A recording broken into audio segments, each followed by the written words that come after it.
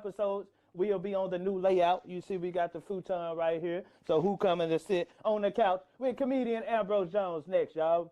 Man, this wouldn't be possible, man, if y'all wouldn't continue purchasing the merch. We got new merch in. We got 38114 show hoodies. We got those available in black, you know, with the 38114 show logo. And on the back, you got the Scan Me card on it. That way it'll go straight to the website if somebody behind you and they scan it. We got those available in white. And we got them available in black. This the white, icy white honey bun. You know, from sizes to small to 4X. You know what I'm saying? Make sure y'all go to the website, 38114 show. Get y'all one. You know, we also got 38114 show masks available on the website. We got those available in blue, gold, and white. You know what I'm saying? You need your mask when you go out because you can't go in the store without a mask. That way you ain't got to look on the ground and pick nobody else's mask up. You already have a 38114 show gent in your pocket. You know what I'm saying? 38114show.com. Get your mask and hoodies. And this is the #1 seller here, Immortal Herbs, sea moss and bladderwrack tinctures. That's right, sea moss contains 92 of 101 minerals that your body needs. Bladderwrack contains the other 9. Y'all can go to comedianambrose.com and get these. Available in 1 ounce and 2 ounce tincture bottles, man. Boost your immune system, aids in weight loss, and also boost your libido. You know what I'm saying? I haven't taken no vaccine because I know my immune system good with these. It's my #1 seller right there, man. Sea moss and bladderwrack herbs. Immortal Herbs. Immortal means Ambrose, by the way. Immortal means Ambrose. Ambrose means immortal. 2 of my customers said that other members of their house has caught COVID except them because they have been taking my products. So that was a very proud moment right there. So y'all can get those available on my website, comedian Ambrose Jones. Thank y'all for tuning in. We got new episodes coming with more influential, positive, funny people right here on the 38114 show. Make sure y'all hit that like and subscribe button. I'm comedian Ambrose. I'm out. Okay, cool. 38114. This product placement on the table. Yeah, them my herbs, man. Sea moss and bladderwrack herbs right there. You know what I'm saying? Boost your immune system. You know what I'm saying? We're gonna get into that. All right, cool. Hey, man, goddamn. Look, let me calm down because I'm kind of nervous.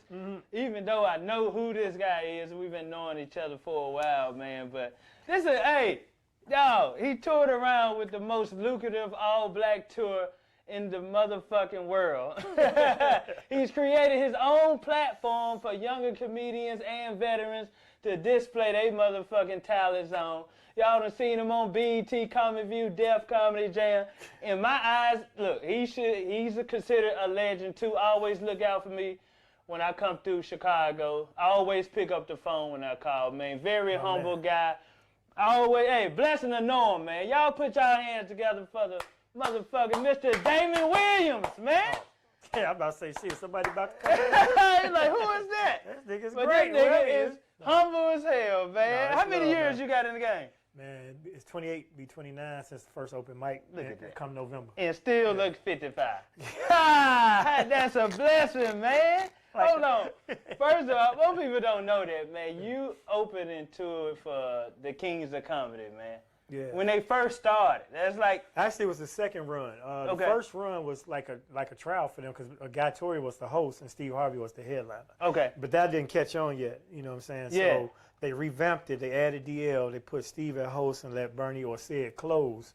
But Steve, being Steve, didn't want to go out first. Right. So what they planned was they was going to use the local comedians in each market. They figured they knew enough cats around the country, grab whoever hometown it was, put them up, let them do some time to warm it up for Steve, basically. But they couldn't find consistent dudes, you know, and it was like they want to take a chance every week of hoping this dude do okay. Right. You know, then motherfuckers wasn't dressing up. You know, and I used to wear the suits back then. I was known for it. Is you the one started the suits? I'm the one told Steve Harvey to get the collection. No, they was already suited and booted. Okay. You know? In fact, to this day, Steve, like if you work with Steve, he kind of wants you to have that suit on. You know what? Everybody who I tour around with Junior, who worked with him from Steve Harvey on the show. The whole squad. Every show, look. One day I show up in jeans and collar shirt. The manager Vance, he's looking at me like, "Hey, Ambrose, man, come on, what you doing?" They'll put you to the side with that one. Cause we was at the crib one time, and it was Chicago. And Steve, you know, me and Steve I got a good rapport with Steve to this day. Okay.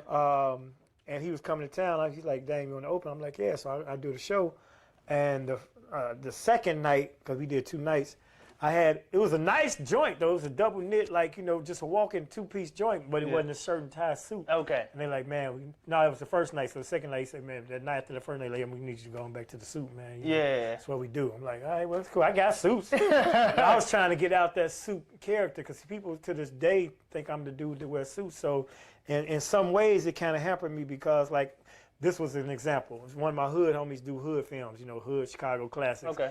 King B. And, you know, his films, they be around, you know, but the hood know him, you know. So I had never been in one of his movies. I'm like, man, when you going to put in one of them movies, dog? He's like, man, I've been trying to figure out how I'm going to use you. You know, like, matter of fact, I got a scene for you. You're going to be the lawyer, blah, blah, blah. But all his movies is gangster, shoot 'em up movies, right? Like hood, classic type shit. He wants you to put on want me to be the lawyer. I'm like, man, he said your suit wearing ass. I'm like, nigga, I'm the only motherfucker. I ain't none of them dudes you got in there never moved no weight and done some of the shit I did. I got a bullet in my leg right now. I put on the suit as a disguise of what I was on for real. Right. But it kind of pigeonholed me, so people thought I was, and they thought I was older when I was younger. Now they think I'm younger than I'm older. Now you think, You know, because I always wore the suit. So, but I was doing that. I was kind of branding myself because when Def Jam hit, everybody had on the baggy and the, you know, the hip hop clothes. You came with the suit. I had the suit. Me, Bill Bellamy, a couple other people had the suits. You know what I'm saying? I didn't have a suit on. I wasn't on the original Def Jam. I made it when they rebooted in L.A. And I didn't do the suit. I just did a nice ass little custom blazer. My man did. Yeah. You know what? So that's the whole suit game. What's your half hour? What is that? You the Comedy Central? No, I did an hour on Comedy View. Central. Comedy View. Yeah, Comedy Is that the one with the you know, the slow boy going around in a circle? Yeah, I did that on Def Jam too, though, man. It never really translated on TV. That's so hilarious, as it did in real life and shit. Because you ain't saying nothing. You just laughing at the actions. You just keep going around. And it's one of them jokes, man, that now people, the cancel culture, and they so sensitive, I don't even do it no more. Plus, they scuff up my shoes. The bigger the laugh, the more you go around that motherfucker, the more it's... Because the first circle, like, well, let me break it down for them. It's about a handicapped dude at a skating rink. Right. And it's a bunch of them, actually. But it's a whole school bus full of. So when you do it the first time, it's offensive. Everybody, oh, you're wrong. But if you keep going, the more you go to laugh, people don't worry about the whole scenario. They just laughing at the physical. But I'm going to tell you why I got to keep going for it. Because I used to say, the joke was, man, I saw a handicapped parking place at a skating rink. Who in there skating handicap? And I just go around one time and move on from the joke. Right. Well, it was Laughpalooza in Atlanta. Jamie Foxx. And it was the big one. It was at the Civic. They went at the little theater that we did. It was at the Civic Center. So the stage was huge. Yeah. And it was late in the day. 29 comics went up. I was number 27. Thea was 28. Corey was 29. Same crowd? Same crowd. What was left of it? And people could come and go, and they were coming and going. They just kept bumping people and kept bumping people. So when I did go, I'm like, I got to do this joke because, you know, it's funny and it's kind of a, you know, Atlanta, you know, Negroes down there, they ain't sensitive. They ain't worried about that handicap mess. So, but when I went the first time, Jamie was in the wings. He said, keep going. And I went around. He kept saying, "Keep going." Oh. So by the time the third time, that's how that joke went from where it was to where it went. Only here on the 38114 show. Understand me? Most people don't like. I never did get a chance to meet Bernie. You know, I got a chance to tour around with Adele. I appreciate you and all the Chicago comics. Yeah. You know, embracing me. You know, even though I was raised here in Memphis, I still. You know, I'm embraced by all the Chicago vets, and that made me feel real good. But what's some stories you can tell us about Bernie Mac since he gone to the legend? You know what I'm saying? That you can remember being on tour with them, man. Just not just the tour, just Bernie in general, because every comic in Chicago at the time, when I came, I started in November '92. By then, Bernie had already been on Def Jam the first time. And I think that's when he did to Take Me Out to the Ball Game. So he was Bernie Mac in Chicago already. So we all wanted to, you know, Bernie had a Monday night at the Cotton Club, and we all wanted to impress Bernie, you know, because Bernie was the king, you know. Pack house. Yeah, ridiculous, every Monday. But that was like an open mic for all arts. You know, he had a band, they were singers and all things. Okay. On Tuesday night, he had his own thing eventually. This was later after he had really blew up. And this is number 4, half hour comedy special. Say it louder. That's me and my son on the front. This one is on a 1 gigabyte USB drive. This has 35 minutes of stand-up and a 15-minute documentary on it.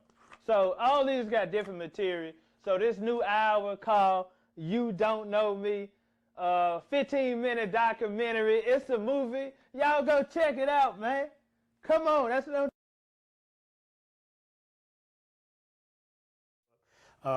before he got the macaronis, the dancers, and that's where they rehearsed. So rehearsal was live to the public. So they would be rehearsing, so to speak, but he have special guests. And then whenever stars came to town, Phyllis Hyman or, you know, it could be anybody, biggest names in R&B, they always stop by Bernie's and come in there. You never know who's going to be there singing and doing whatever, jazz artists, all type of people. So when Bernie asked you to do that, that's when you knew, you know, he was checking for you. Okay. You know? And he hand you $25, dude. We'd be so happy we got that. Man, Bernie, I mean, not only did he let you do the room, he gave you a little something. How old were you then? Shit, well, I started, so I'm about, by the time I did Mutineers, I'm probably 4 years in the game, so I'm about 31. Okay. Because I'm 56, if anybody want to know. Wow, that's a blessing. You know, and so I started when I was 27. I'm 20. So I've been in it 28 years, whatever.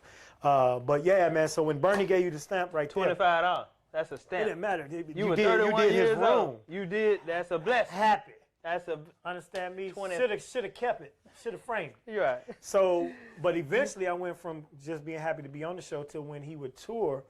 If he missed that night, he would let me host it sometimes. So now I'm official, for real. Okay, now you're official. So that's one Bernie Mac story that made me feel legit. But one thing happened, Teen Summit used to be on BET. Yeah, I remember that. With Ananda Lewis. If y'all don't know who she is, look her up.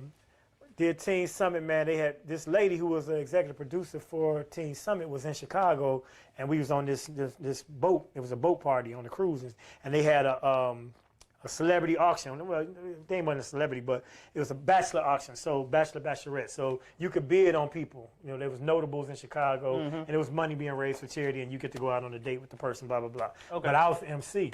But I was like, I was doing so much humor, you know, roasting people for not bidding and you know, trying to sell the lady, man, look at the body on it, blah, blah, blah, man, you better put your money up.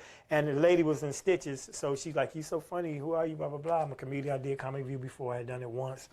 And so she said, all right, well, I look up, she called me, she wanted me to come do Teen Summit. It was all comedians. It was Ellen Cleghorn, who was the first black woman on Saturday Night Live. Never heard of her. Yeah, look her up, Ellen Cleghorn. Somebody like, I feel like it had to be like a David Allen Greer or somebody else, and Bernie and me. So everybody was like, how the hell he on this show, you know, with these headliners, you know what I'm saying? But the cool part about it was, to go to the show, they flew us out from Chicago. It was taped in D.C. And they put me and Bernie on the same flights and in the same limo from the airport to the studio. What year is this? Like 95. Wow. You know, so now I'm in the car, and Bernie, like, you know, he got to acknowledge me because I'm being flown in the same way with him. What's up? You know, and so he like, man, I see what you're doing, Holmes. I'm going to give you some advice. You know, a lot of these dudes out here on this Def Comedy Jam tour, they making money, they busting checks, and they ain't paying no taxes. Pay your taxes, pimp. I'm going to give you 2 pieces of advice. Pay your taxes, number 1. Number 2, that first hour of material going to come fast. That second hour going to be hard than a mother. He's like, so work on your shit, you know what I'm saying? And those 2 pieces of advice, I followed one of them.